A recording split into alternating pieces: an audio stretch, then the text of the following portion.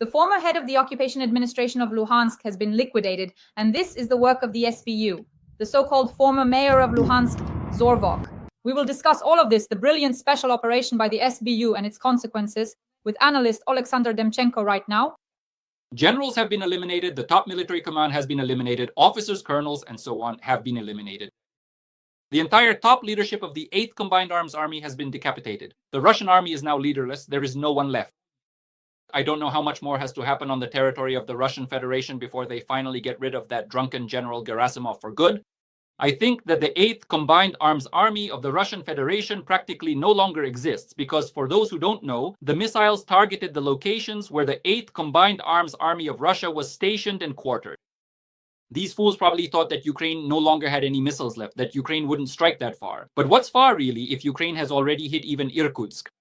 I truly don't know how much more devastation and destruction has to happen on the sovereign territory of the Russian Federation before they finally and decisively get rid of that utterly incompetent and perpetually drunk General Gerasimov, who is just relentlessly sending huge, vast numbers of his own brave people to their certain deaths.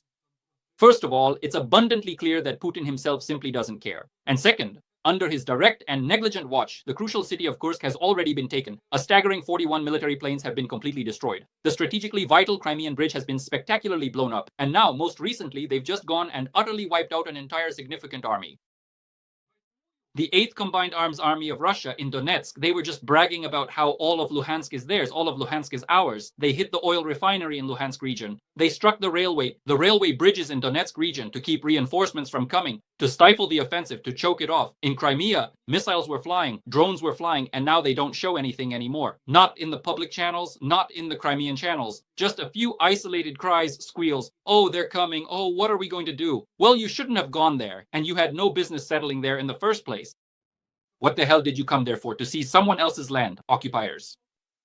That's it. And the Crimean bridge is always a problem. There's still just a trickle left. No one comes, no one can leave. They've pickled themselves in there. You see? They've pickled themselves.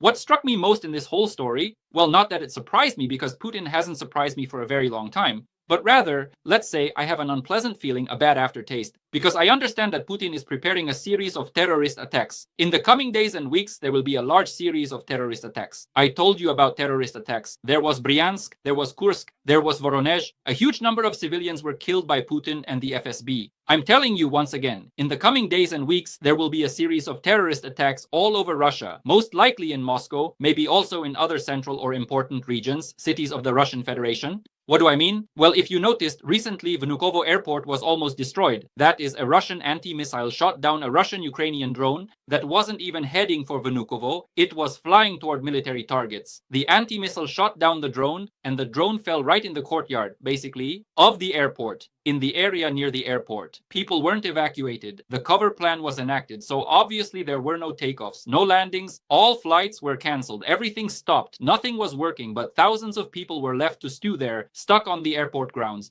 They weren't evacuated. Nothing was done with them. The airport was blocked off. Everything was closed. The area was sealed. Buses weren't running. So that's it. They're there, civilians, Muscovites. So it seems they were preparing probably a strike to kill thousands of people right there on the spot, so that later they could blame everything on Ukraine. But why? They are supplying Putin's mess, which, in Ukrainian is called sraka, ass, and in Russia, it's just a mess. Tariffs are going up by 40 to 45%. If you take everything, federal, regional, and city tariffs, add them up, sum them, the utility rates, housing and communal services are skyrocketing. There's a taxi driver's revolt. Every third taxi driver didn't show up for work. The state budget is minus 1 trillion, bankrupt. Who's going to pay for this? The ordinary Russian citizen. They're in a catastrophe. They call it a recession, but in Russian it just sounds like a mess. And so, Vladimir Putin has no money for the war, and everyone says it. Everyone knows it. Nabiulina knows. Silvanov knows. Even Sechin and Patrushev know that there's no money left for the war, and Putin knows it too. So what should be done now?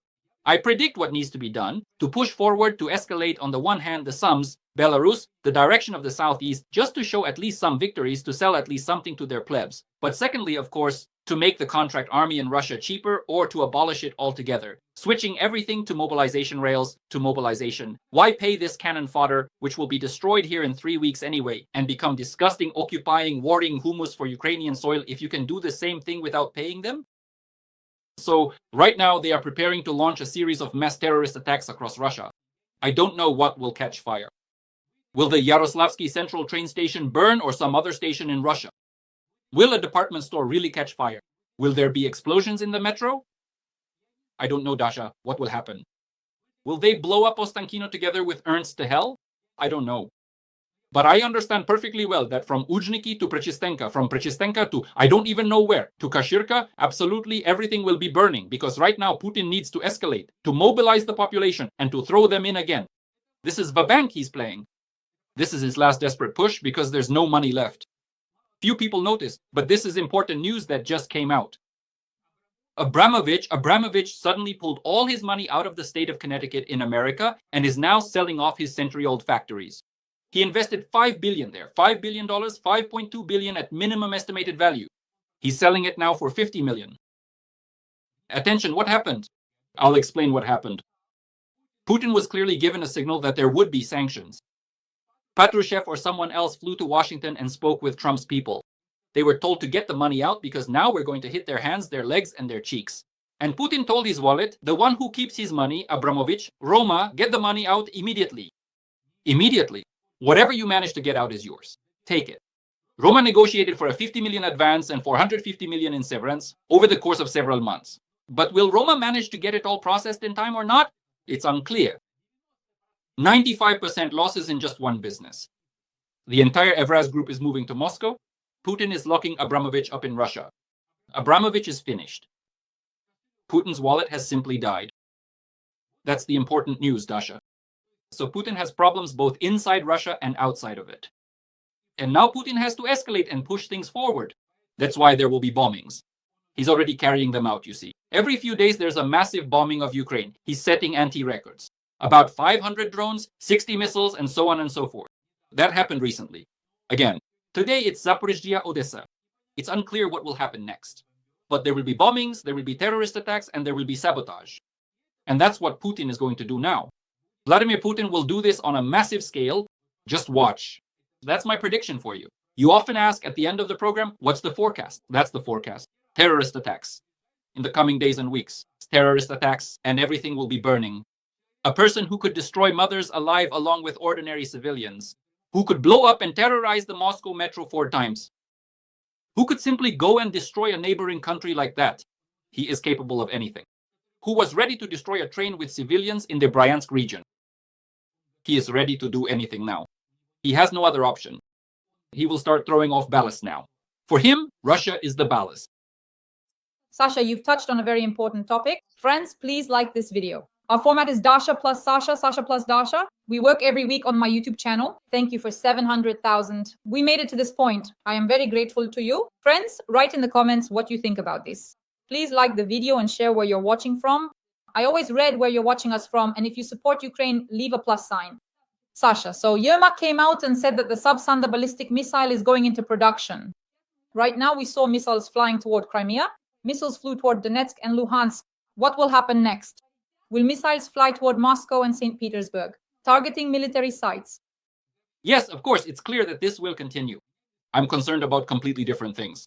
I'm worried that both the Sab-Standa and the Nim-Tondalny will be launched, as well as other missiles that are currently being developed. Do you really think only 2 missiles are being developed? There are already various modifications. Hundreds of missiles have already been developed. They've been prepared and stockpiled for strikes for a long time now. You see, this is what sets the current situation apart. The situation from yesterday to today is different from the previous ones. Let me explain. Not only did drones take off, but missiles were launched as well.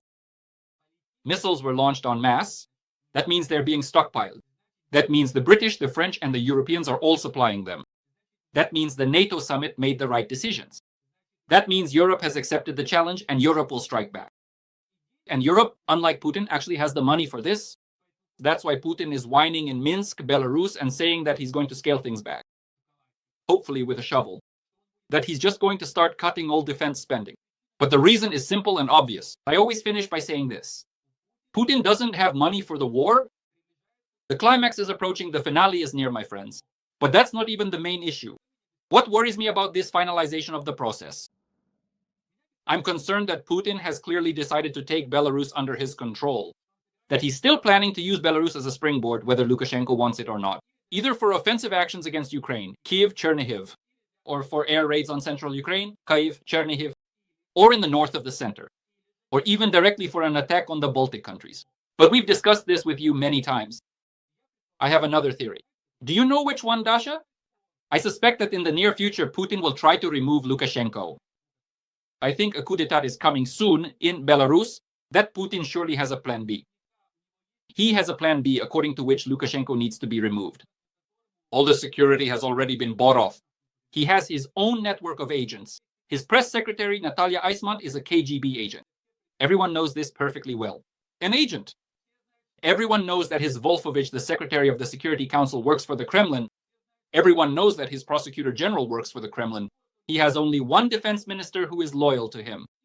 And his son, Viktor Lukashenko, who is constantly saving him, who keeps his own paratroopers on standby just in case they try again, like a few years ago, to remove his father.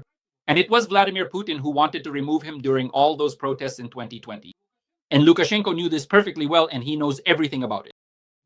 But there's Gazprom's money hidden there, and a lot of other things were hidden in 2020. But what's important now, moving forward? I think that if Vladimir Putin needs Belarus, and Lukashenko is now turning away, he's as slippery as an eel. He's turning 180 degrees, he's spinning around.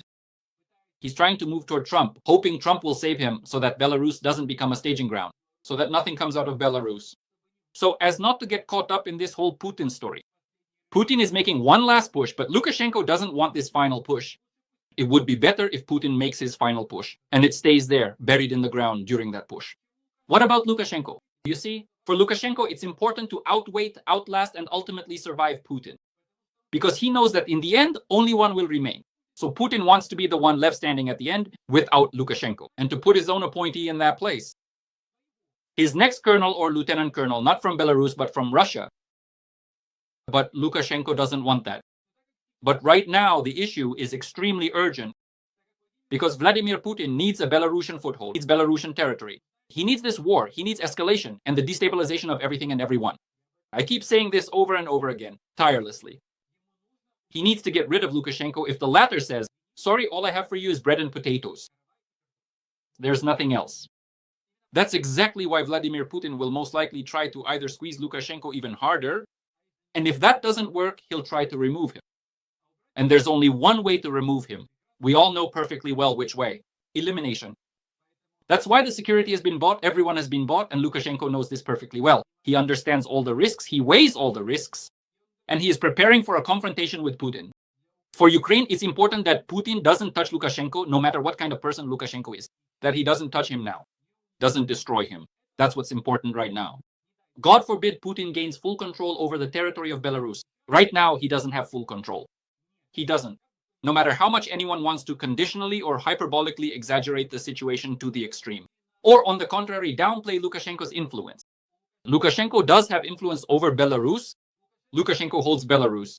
And for now, Lukashenko is walking a tightrope between Putin and something else that's still unclear.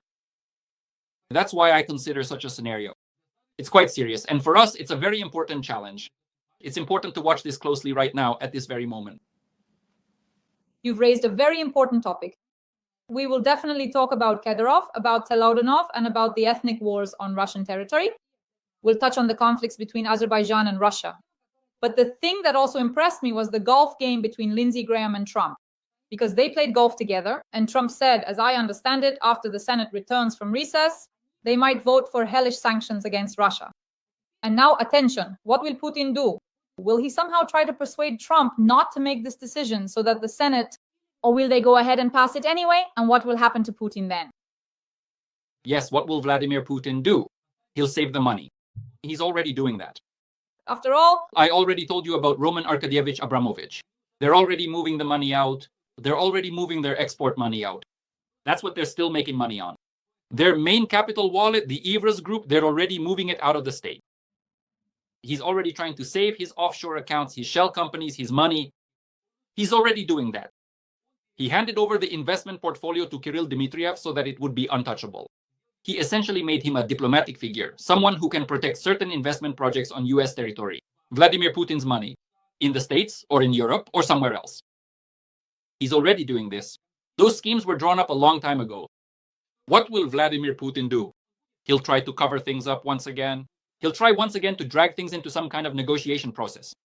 He'll start talking about humanitarian exchanges. They're already talking about children. They're already gathering some children there and so on. All of this is already happening. It's just in a different form. Why do I say some children? Because it's not really for transfer. They show children who honestly live in the occupied Donbass, and he tells them stories. You're skipping over things the wrong way, damn it. Hands on your head. Hands on your head, Kat said. To the children.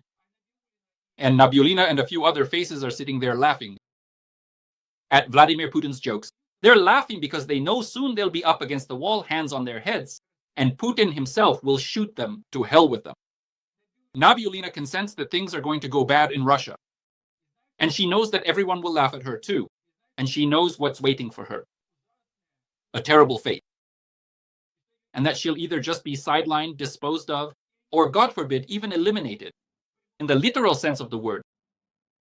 That's why Putin is already getting ready. They'll try to persuade Trump to arrange negotiations with him. Let's talk about the meeting. Listen, Trump can't stall any longer. The only thing he's doing, just like with the Iranians, is giving them time to prepare. The Iranians, for example, managed to take the missiles and move them somewhere.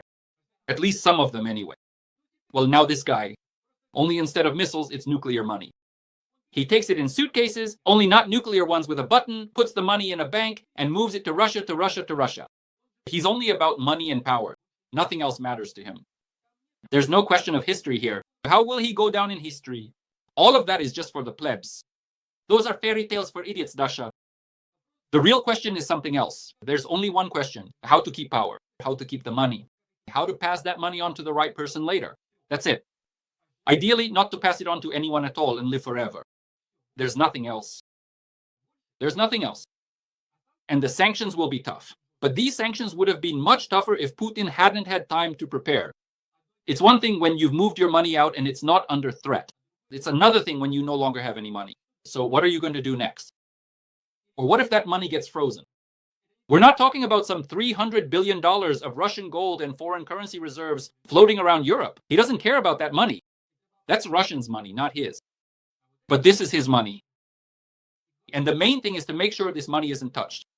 And now everything else is being completely written off. That's what's happening right now. Putin is grabbing money from every possible source. He's just taking it. The problem is he has nowhere to go with it. He won't be able to fly anywhere. He won't be able to hide it anywhere except his own bunker. And everyone knows everything about this bunker.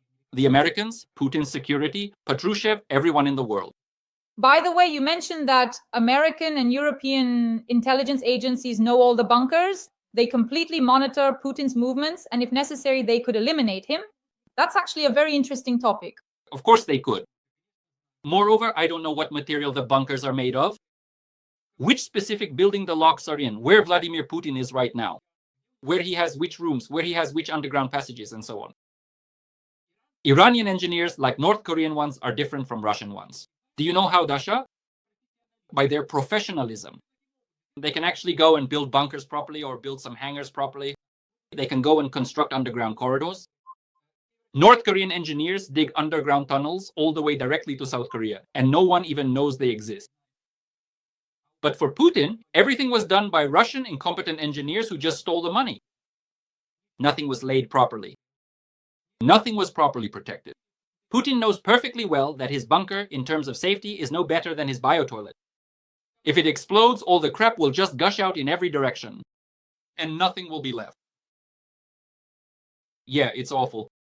I suddenly thought about how you always say that if Iran flares up, if that happens, then the Middle East will flare up and the Caucasus will flare up too.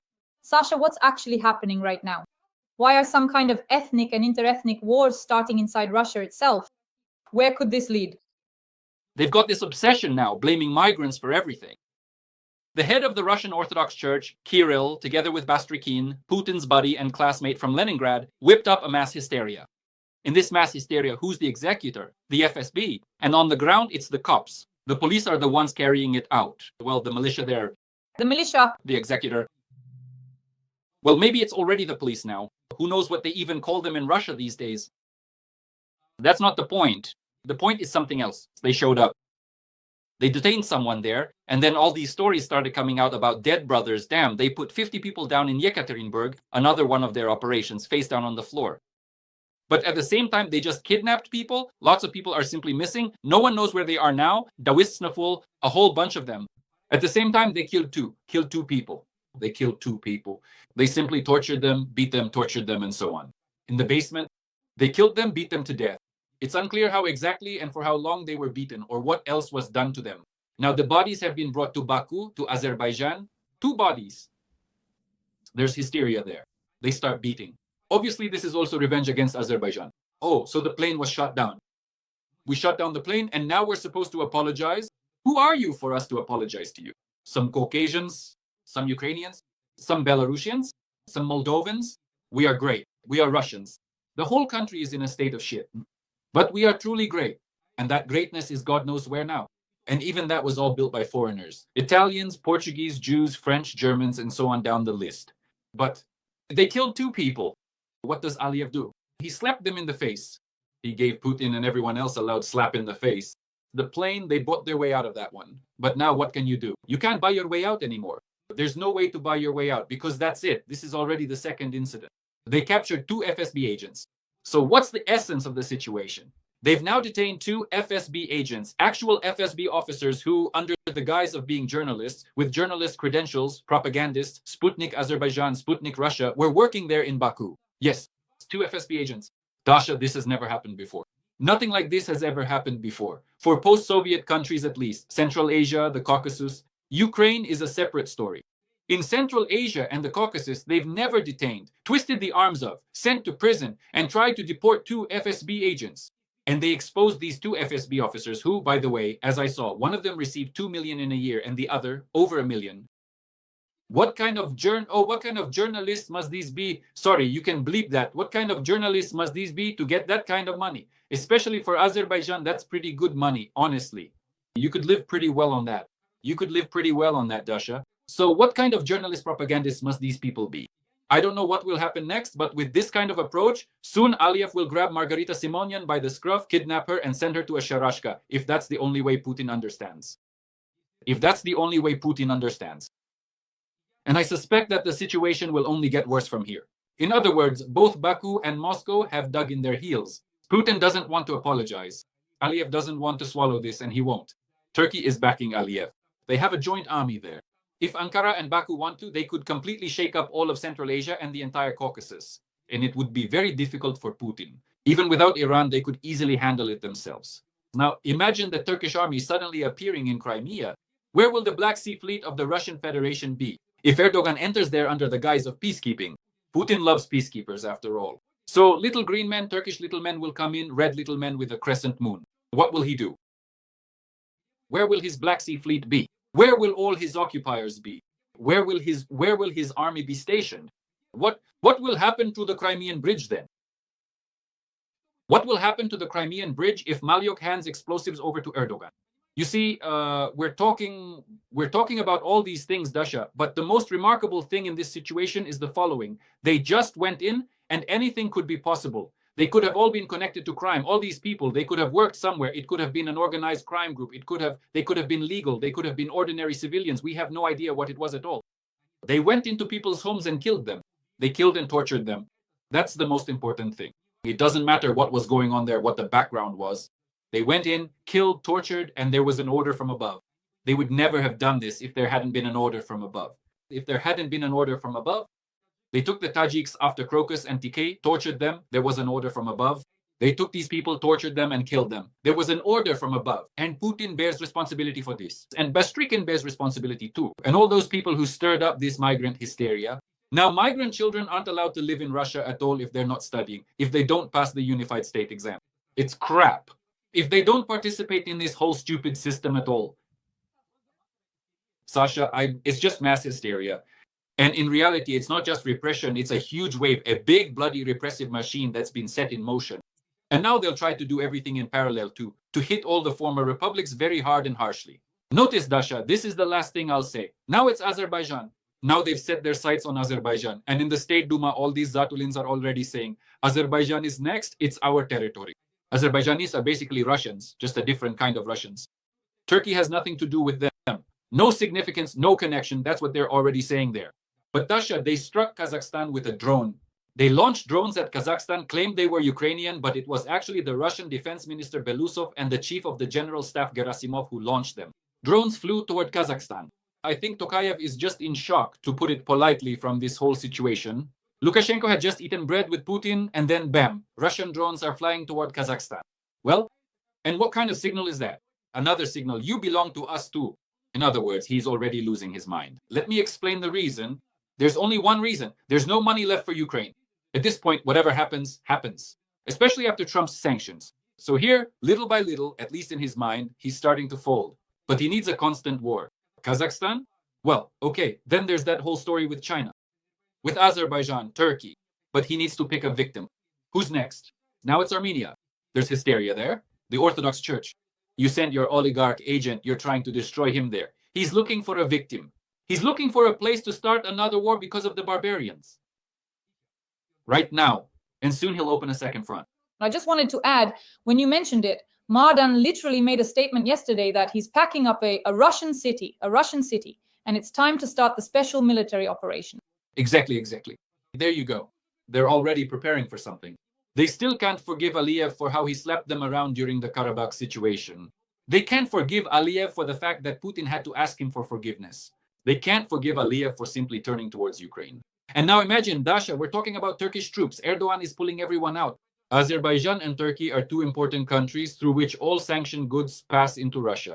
Aside from China and Iran, these two countries are the most important. Imagine if they were gone, if they blocked all dual-use goods, civilian goods, and so on. What would Putin be left with? Putin and his aging, crumbling economy where, as I repeat, today is a holiday, a disaster. A red letter day on the calendar. What is he going to do with it? Nothing. In other words, he's in a situation where he escalates, where there's no need to escalate, but he can't stop anymore. In my opinion, that's obvious. Imagine if, on top of everything else, they bombed all the hazelnut stockpiles Putin had, all the warehouses with hazelnuts.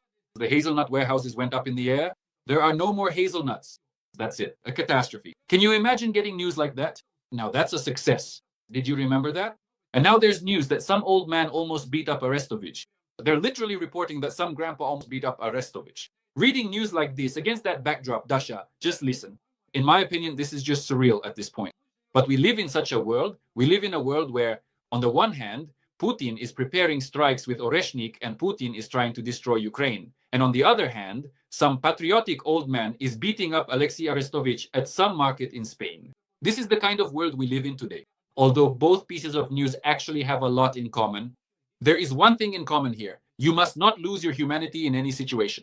If you lose your humanity, you'll betray, you'll get punched in the face. I have a very important question, Sash. How exactly did they let Alexei Arestovich leave Ukraine given the current circumstances? That's the main question. I don't know. I'm interested in a different question. I have a different main question, Dasha, regarding Alexei Arestovich. And on what money, or is it Russian money, does Alexei Arestovich live? That's the first thing. Second question I have. And why on earth did the country need a psychotherapist like that, who sold out to who knows whom and is now pushing completely Kremlin narratives? And third question, why is his rhetoric now identical to Medinsky's? These are the important questions. Let the law enforcement agencies and authorities of Ukraine answer everything else regarding Alexei Arestovich. Or not just Alexei Arestovich, but anyone else like him. And our audience, by the way, can also comment on this. It's a great topic for comments. We just asked these questions with Sasha, 3 of them, right? How did he leave the country? Who allowed him to? And whose money is he living on? And all the other questions Sasha asked. So, dear audience, write in the comments what you think about this. We leave it up to you. Yes, Sasha. You see, what's truly remarkable is that a person who once had such significant political influence and an organization in Ukraine has simply died, politically died. He is now a political corpse, and he buried himself under the baseboard, you know? Yes. And by the way, we just remembered, I think it was Medinsky who said yesterday that Odessa is a Russian city, if I'm not mistaken. They're starting up this rhetoric about Odessa again. As I understand it, there's already information circulating that Putin wants to capture Odessa. Well, that's a completely unrealistic scenario. But what is even going on in their heads, these Dushlagani? Listen, this person wants to capture Odessa. He thinks that if he brings 50,000 or however many of his soldiers, he'll be able to take Sumy. He thinks he'll be able to capture all of Ukraine, even though everyone, even the British, are already openly telling him, listen, at this pace, you'll need 99, 100 years. You won't live that long. Just forget about it altogether. Yeah. He has some kind of senile, delusional fantasies. Medinsky echoes him. That's Medinsky's job, just like Peskov's. One lies and the other, it turns out, echoes him every single day about something. They all lie, they lie to themselves. In fact, none of these people matter at all. All the plans are in Putin's head, not on Gerasimov's maps. All the dreams and all the goals are in Putin's head, not in Peskov's or Medinsky's or anyone else's. He has only one goal, to gain and hold on to power and to grab as much money as possible before the end. That's all there is to it. And the main thing is to stay in power. He looks and thinks, aha, good. The Ayatollah managed to stay in power. Yes, maybe they practically don't have any nuclear weapons left there. Yes, the power is already shaky there. Yes, many from his inner circle are gone. Yes, they've been killed, but he stayed in power. The country has become even poorer, and the people are even more outraged inside, and there will be an even bigger explosion in the future. This is perfectly clear and obvious. But he stayed in power well, and he wants to stay in power. And he plans to stay in power. His most important goal is to outlast all these Patrushevs, Sechins, Medvedevs, Shoigus, Abramoviches, Deripaskas, and remain in power. And if necessary, he'll send everyone who disagrees with the party's policy, in fact with his policy, off to be poisoned, put in train cars, and sent to Siberia. Sasha, as we're analyzing this, there's something I wanted to ask you. I don't understand what's going on between the representatives of Chechnya and the Ministry of Defense. What is this situation where near Belgorod, Kadyrov's men beat up a military policeman, forcing Gubarev to go after Laudinov?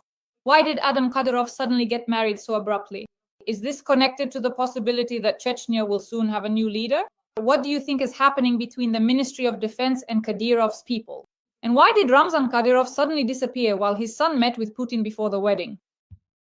What's going on? There's another attack on Kadyrov happening, and on the other hand, Kadyrov is simply using this meeting between Putin and his son to show everyone, calm down. Power will remain with my clan, no matter what the situation is. Putin has supported me. That's it, everyone calm down. And the Ministry of Defense says, shut up. And those in the FSB who are unhappy are just grumbling quietly. But those who support Kadyrov, on the other hand, for example, the first deputy director of the FSB, are actually rubbing their hands in satisfaction. So right now, the situation is extremely simple. They showed the son, married off the son. He's the future heir. Kadyrov for now is still in some kind of condition. We don't know exactly what, but that's it. For now, power remains with Kadyrov. This is a signal to the elite. And immediately, everyone congratulates the son. Volodin congratulates him, Peskov congratulates him, the entire elite congratulates him. Why are they congratulating him?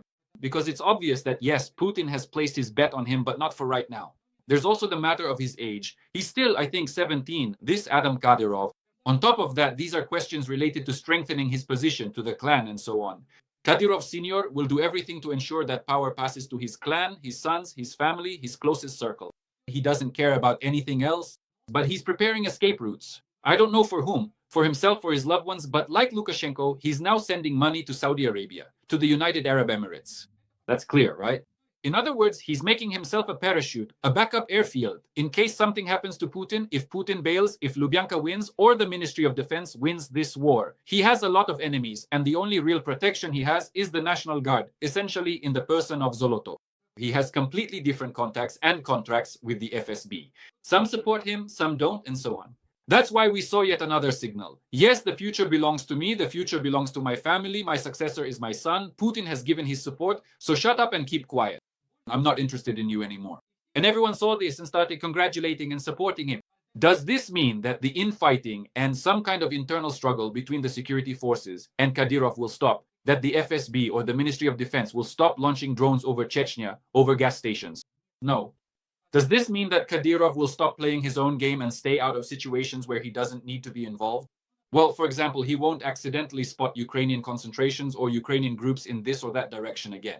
No, it doesn't mean that. Does this mean that Putin will abandon Kadyrov? No, because Putin needs Kadyrov. Because Kadyrov really is his loyal foot soldier, no matter how you look at it. Does this mean that Putin can break ties with Kadyrov now? No. And Kadyrov knows this perfectly well and assesses the situation. He evaluates the situation correctly. He has a very good political instinct. That's why we are now actually seeing Kadyrov's power being strengthened in Chechnya.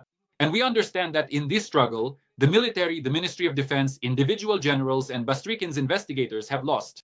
For now, we'll see how the situation develops. Friends, our tandem Dasha plus Sasha, Sasha plus Dasha delights you with new insider information every week. Let us know in the comments what you think about this and where you're watching from. We work for an audience all over the world so that people know the truth about Russian aggression and Russia's war against Ukraine. That's why every like, every comment from you is priceless. I read all the comments and leave hearts. Top analyst Alexander Demchenko. Sasha, thank you so much and see you soon. Thank you, Dasha. See you next time. Bye.